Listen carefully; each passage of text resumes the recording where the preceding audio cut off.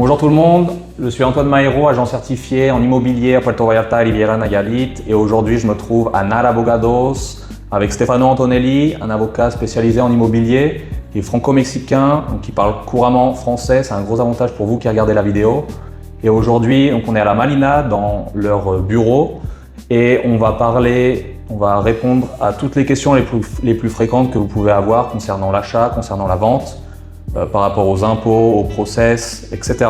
We're going to start with the first part, which is like the buying process, because many of you are very interested to investing in Mexico, but you have a lot of questions, which is fair. And so first, as a foreigner, can I buy in Mexico? Are there any restrictions? Do I need some special documents to buy? I heard about the fideicomiso. What is that? Yeah, of course. So the normal process to purchasing a property here in Mexico, and mostly in Puerto Vallarta and Bahía Banderas, through a fideicomiso or a bank trust. There is a restriction for foreigners to purchase directly property here in this area. So a bank trust would hold the property for you, and you will be 100% the beneficiary of said trust. It is not a lease agreement, it is not indirect purchase. You're solely the owner of that property, but it is held through a bank trust. Okay. It is not part of the patrimony of the bank, so in any case of default or from the bank, that bank trust will be acquired through to another bank. Yeah. It is a very secure way of purchasing a property here in Puerto Vallarta, Bahía Banderas. So let's take an example. I'm John, I'm 60 years old, I'm Canadian. I love Mexico, Puerto Vallarta. I've been here several times. I want to buy. So I have a tourist visa. Is that okay? I can buy a property? Yes, you can buy a property just with a tourist visa. You don't even have to come down here to Puerto Vallarta to sign the deed. Okay. It can be everything through power of attorney. Okay. To answer your question, you can buy without any type of residency. It is recommended after you purchase to do the residency here in Mexico, so that you can obtain a Mexican tax ID, and that way you can exempt taxes depending on the amount of the purchase of the property. But yeah, it is recommended to do it afterwards. Okay, so I can buy a piece of property. I have to go through a fideicomiso, which is a bank trust. Now, what are the steps I want to buy? What is the first step? Do you have to go through you directly? I have to go through a realtor? How does it work, and what are the steps to the day I'm closing? So the normal steps for every transaction, it is to first go through a realtor to find a property that you want to purchase or that you're interested. Take a look at it, and if you like it, you would first start with an offer. So you do the offer? Yes. You prepare the offer? We stepped in as a law firm from the beginning. That way we can secure that all of the rights and obligations are balanced in the transaction to the seller and to the buyer. Okay. So it is very important that in the offer you set the parameters of a due diligence period, that the deposit that is done through escrow is refundable to the buyer in different scenarios, and that the penalties are well balanced as well. Okay. So we would write the offer. If the offer is approved by the seller, he would sign, and we would start the process of closing. But normally there will be a counter offer. So we would write that counter offer as well, or if there's a lawyer on the other side for representing the seller, he would prepare it, we would review, and if approved, then we can go ahead with the transaction. After that, after signing the offer or counter offer, we would start the due diligence period. And during that period, normally is 15 to 20 days, that we open escrow. The buyer would put a 10% deposit on the property. Okay.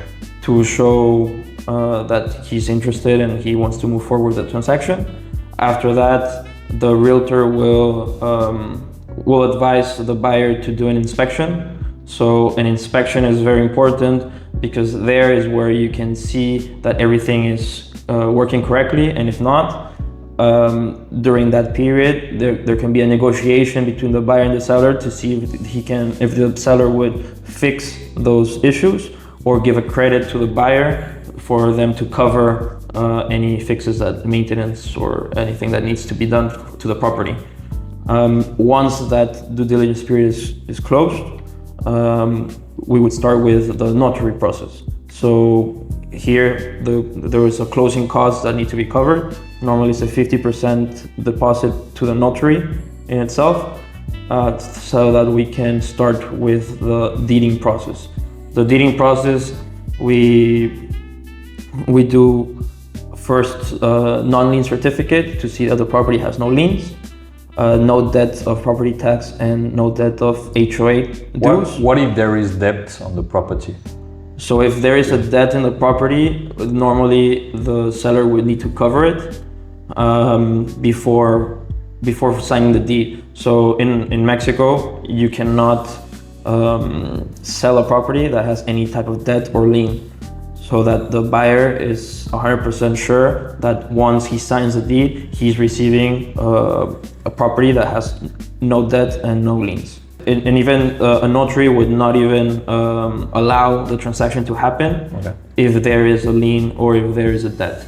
That's why we always, in every process of any transaction, we do a non-lien certificate, which is the public registry saying that the property has no liens.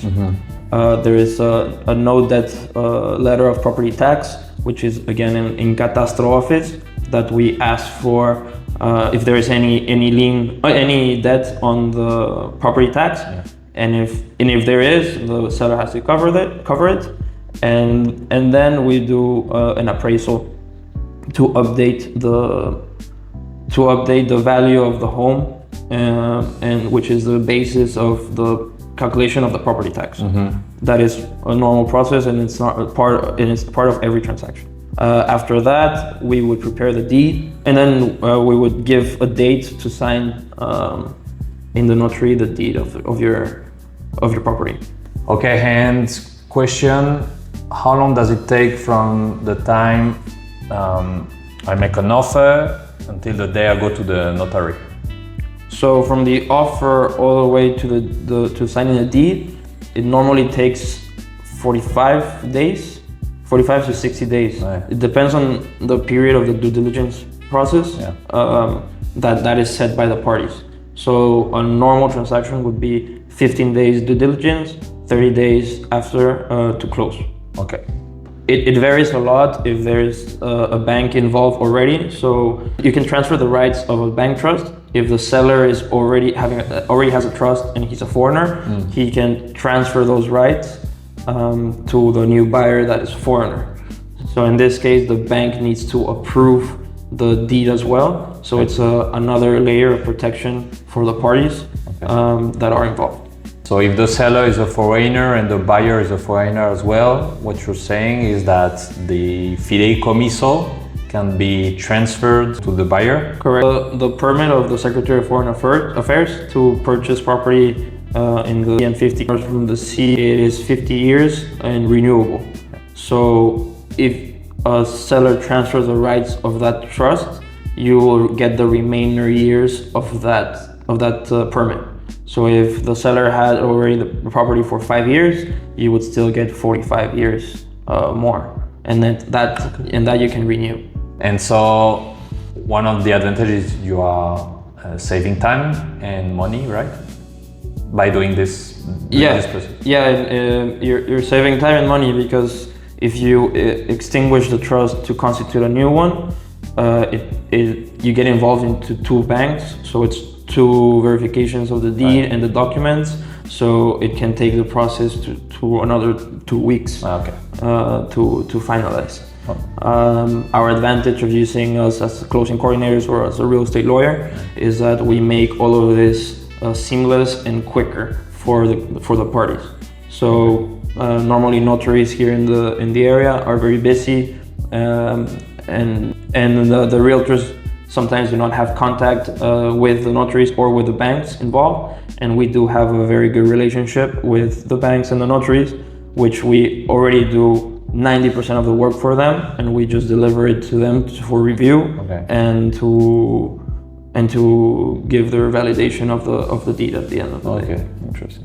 So let's say I'm still John from Canada. I've seen a property. It's 500,000 US, and I made an offer. It's accepted. I'm gonna pay taxes on it. I mean, besides those 500,000 US dollars that I'm gonna pay, is there any other expenses that I have to be aware of? Or? So yeah, if you're the buyer purchasing a property of $500,000 here in Puerto Vallarta, normally the closing cost would be around 3 to 5%.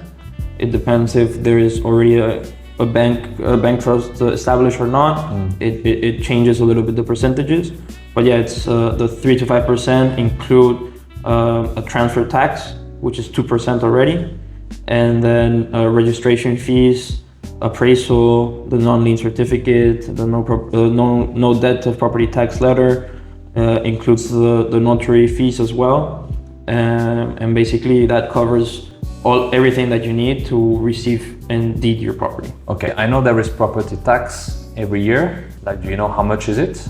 And is there any costs for the fideicomiso, like every year? To answer the bank trust question, it depends on the bank, but normally the banks that we use, they charge $530 a year for trust fees. So every year I'm gonna have to pay to the bank? To the bank. $530 US dollars, okay. $530 US dollars. When you purchase a property, that fee is covered already for a year, and until next year you would pay the $530 per year. And property tax is very low compared to other countries like US and Canada. Here it's the basis is the fiscal value of the property, and it's a very small percentage. So if you have a $500,000 property, you would be paying, I guess, like $500 a year as well of property tax. Okay. Say I did my property on 1st of April. So then in 1 year, in the next 1st of April 2027, I would have to pay the fideicomiso 500. Yes, so you would have to pay after 12 months of when you close. Okay. You pay the bank trust fees, but the property tax is paid on the first 2 months of every year. Okay. So normally, if you purchased a home, say June, the seller already covered all of the year of the property tax. Yeah. So once in the closing, you would prorate that expense. So you would cover the 6 months only. Yeah. You're owning that property. Right. In that year. Yeah. And then you would start fresh next year. Okay, let's say I like the property and I want to make an offer. How do I verify that, I mean, everything is legal, everything is in order with that property, documents, you know, all of that? What documents do I need to check before or to send to you? So that's where we step in as well as an aggregate value of using a real estate lawyer, is that we would review during that due diligence period. We will audit the property. So we will ask for the deed that the owner has, IDs of the owner to verify that he's the owner, the non-lien certificate to review if there is a lien on the property, and as well if there is any HOA dues, and as well we would review if the HOA finances are correct or not. A question about the escrow. I'm sure the people that are watching this video from Canada, US are familiar with the escrow account when you do a transaction.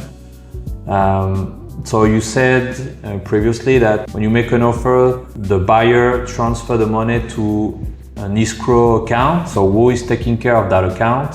Is it you? Is it the notary? How much does it cost? Once the offer is accepted, we would send that information to the escrow, which is a US-based escrow normally. Okay. Their fees are $700 to $750, depending on which company we use.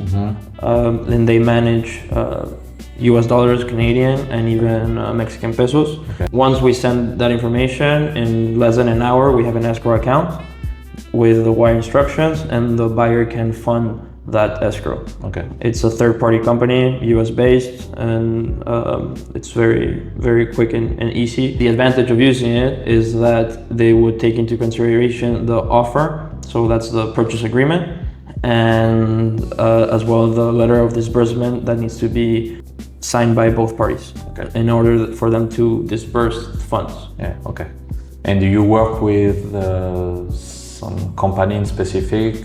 Yeah, we normally use TLA, which is an LLC based in Texas, or we use Armor Secure. Right, okay. Let's switch on the pre-sale topic. Many of you are interested in, and you have a lot of questions, and sometimes you are like worried about the pre-sale. I have a few questions for you. So first, do you recommend to buy in pre-sale?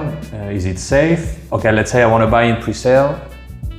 What do I need to do to be sure that the developer is gonna do what he says he's gonna do? And also the contracts, is there any penalization? Can you talk a little bit more about the pre-sale? To answer your question, if I recommend buying in pre-sale, as a good lawyer, I'm gonna always answer with it depends. Okay. It depends in many scenarios that we need to take into consideration. Mostly, and the most important one that I always focus on is the finances of the developer. Normally in a transaction, once you are interested in a project, we would ask for a due diligence package that the developer prepares normally for clients to review and for lawyers to review. Mm-hmm. How are they going to build? How much is being used? How much loan are they using? If they have a loan or not? If they're depending on the pre-sales? If the development is fully funded or not by the same developer? This is what changes the timing of the delivery normally, or even if they are going to deliver at the end. We normally recommend to put different clauses for the penalties and how to get out of a contract without any penalization for the buyer and for the developer to actually respond with the funds back. So there's some developers that do accept using an escrow, for example, until they get certain permits. Yeah. Because normally the pre-sales start before actually having a construction license or the environment impact manifestation, which is, those two documents are the most important ones for a developer to start construction. It is understandable that they do this, and they do offer a very big discount at the beginning, which is the attractive part of a pre-sale. But it is very important that the buyer doesn't give a lot of funds or to hold them in escrow until they do get those permits to protect themselves. That combined with the finances, with a good finances or a good plan, normally makes a pre-sale construction very secure here in PV. Maybe you've heard pre-construction projects stop at the beginning or at the middle of the construction, and it's normally because they don't have those permits. So they just start construction without having anything, which is a very, very bad thing to do. But hiring a lawyer and a real estate lawyer that is familiar with the area, with the developers that we know who are very good or not, it's very important and very intelligent to do as a buyer. Okay. So for example, if you see a pre-sale project and the developer is with the money I'm gonna get from the pre-sale and I'm gonna build, that's like a big red flag, no? Yes, it's a very big red flag because it got very repetitive that in COVID, for example, they would start a project and a lot of buyers would be putting down payments.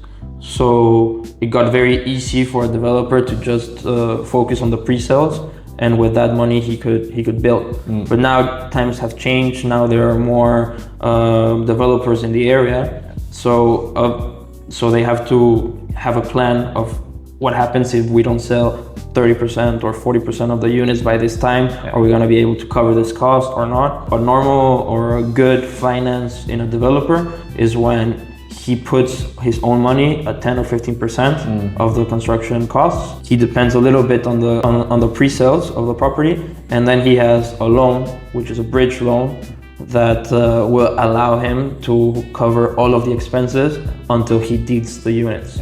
So having that bridge loan obligates the developer to do the condominium regime quickly, to execute the deeds quickly, because each day or each month that he does not deed those properties, still part of that bridge loan or that trust that is created. So costs him interest of all of that loan with if he does not execute the deeds. Right. Is it risky to buy in pre-sale? Yes, or it depends.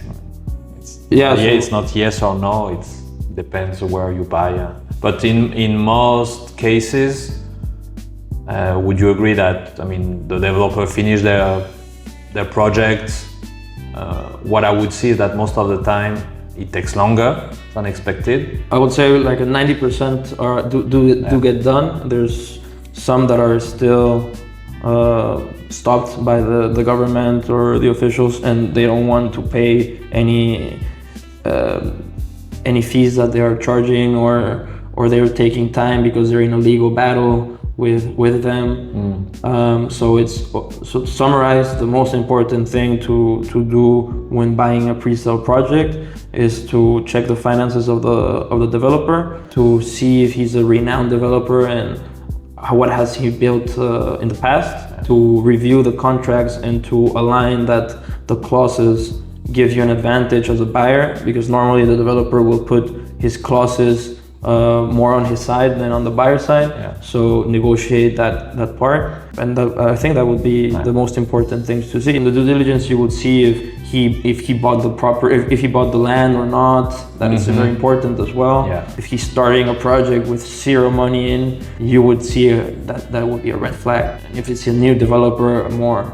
So you need to review those things in order to make a good decision of buying a pre-sale project. So better to have a lawyer. It's always better to have a real estate lawyer. And now let's switch on the selling side. Some of you probably already own a property here in Vallarta or Bucerías, Nuevo Vallarta. And sometimes I hear questions, I see confusion about the process of selling, about the taxes you're gonna have to pay, need the RFC.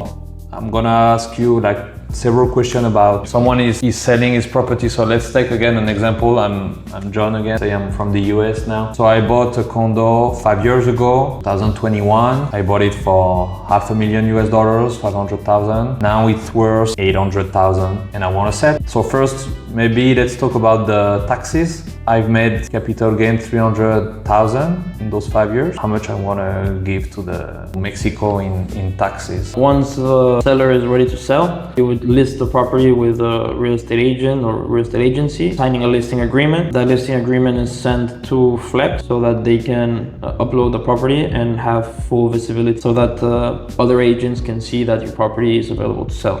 And in the meantime of finding a client or a buyer, you can come with us, or the real estate agent can come and ask us what would be the calculation of the capital gain tax. So if he bought at 500 and sold at 800, that gives $300,000 capital gain tax, which is going to be taxed at 25%. Therefore, that would be the normal tax that a seller would pay. The advantage of the laws here in Mexico is that there's two ways to lower that capital gain tax. One is through if you have a Mexican tax ID, which is the RFC, you can exempt up to like $300,000, $400,000 of capital gain tax. And as well, you can do an appraisal of improvements. An appraisal of improvements, there's a specialized person that goes and see the unit and would say, oh, so when he bought to when he sold, I think that he put $300,000 of improvements. That would lower the basis of the capital gain tax and lower your capital gain tax at the end.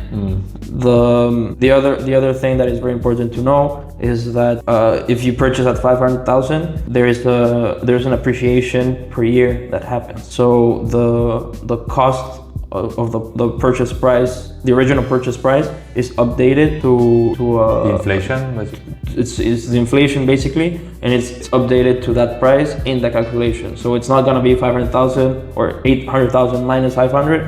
It's gonna be more like 550 as a basis, and then the 800,000, so it's 250, You can move around with those numbers a little bit. Yeah. So at the end, the idea is for the client to pay the less tax as possible. Okay. If he has a capital gain tax of $100,000, for example, we would try to lower it to be $50,000. Okay. Or even less than that.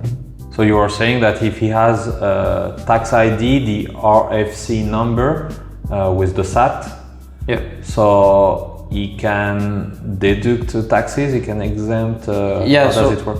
So doing the residency and having a Mexican tax ID, you're subject to exemption of taxes. The documents that the notary is going to ask for is your residency card, your CURP, which is the unique number of citizen citizen in Mexico, and the RFC, which is a Mexican tax ID. As well, he would ask for a proof of address with the RFC or tax ID, Mexican tax ID.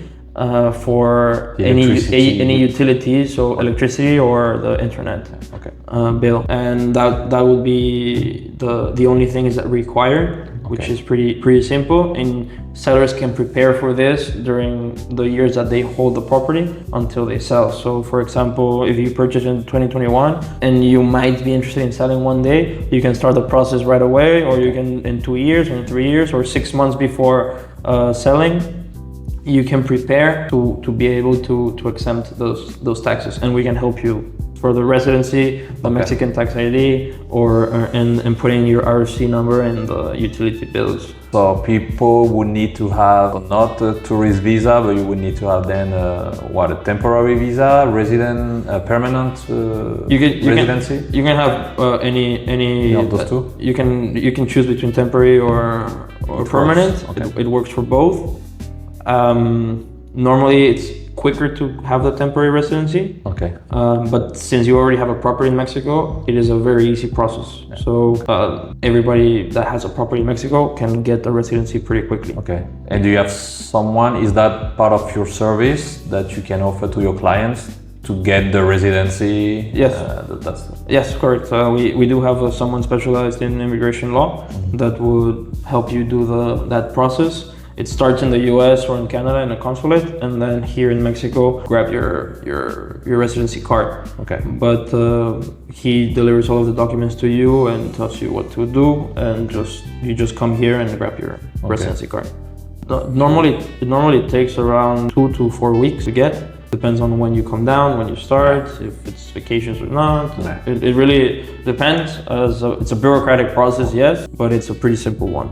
And as well, that tax that you paid here in Mexico, it's used as a tax credit in the US or in Canada. So if you paid $50,000 here in Mexico, and that the notary because the notary will retain that tax for you and pay that tax for you. You can go back to US or Canada and say, I already paid taxes here in Mexico, so that in your tax declarations in the US and in Canada, that will be a tax credit for the seller. Okay. And also very important to say that the sales commission, the commission paid to the real estate agent is paid by the seller. Yes. Always the seller. The reason that it's paid by the seller is because it's a deductible expense for the capital gain tax calculation. So you would have your original purchase price updated to now, and then you would as well put as an expense the real estate commission. And if you have any invoices that you made any expenses on improvements of the property, or you can use the appraisal of improvements in order to lower the basis for the tax calculation. Okay, so I think that's super clear. We are at the end of this video. Last few questions. Are there any common mistakes that you see from buyers or sellers, or tips that you would give to those people watching? And the common mistakes, I would say always use escrow, since it's a very secure way to avoid any problems. Since if there's a penalty from the buyer, as a seller you can receive that as a penalty, or avoid any problems as a buyer giving money to the seller directly. Since it's a long process, it's better that someone holds that money in a secure way than sending it to the seller directly. As a seller, a common mistake is not preparing to sell. As a seller, they would list a property and not have the documents ready. So your ID scan, your proof of address, the wire instructions that you want, the money to go to. If you have an LLC, so having apostille, notarized documents in the US or in Canada, depending on how you purchased, it's the documents that you will need. And some sellers just think that by listing the property, they don't have anything else to do, which is a common mistake because yes, we have to prepare certain documents in order for the notary, in order for them to review, and as well the bank needs to review them. They need to be updated and I think that would be the common mistake. Just to make it very clear for people, because it's different in Canada or the US, like the notary. I mean, what is doing the notary at the end of the day? Is it mandatory to go to the notary to deed? So a notary is a bit different here in Mexico than in the US or Canada. The notary here in Mexico, it is a Mexican authority. It's a legal entity of a branch of the government, you can say. So he reviews everything that is in front of him. So it's obligation by law to pass through a notary for any transaction or real estate transaction. He would review that the documents are correct from the buyer and the seller and the property, and he's reviewing that everything in the transaction is correct. So that way, once you send it to public registry and to the catastro office, that everything is correct and that the deed is valid to, like, in front of third parties. Okay. So you are the sole owner of that property and that nobody can touch it except for you. Okay. So that's the importance of having a notary. Okay, cool. Thank you. Well, I think we are at the end of this video. If you guys like it, say it in the comments. If you have more questions, please put a review. I'm going to put in the description Stefano's contact and mine if you want to contact us directly. Thank you, Stefano, for your time, for the valuable information you share with us, and I don't know if you want to add something. No, just happy to help any client or person that's interested in buying or selling here in Puerto Vallarta, Banderas, or even here in Mexico. Any questions, I'd be happy to answer. Thank you for watching and see you in the next video.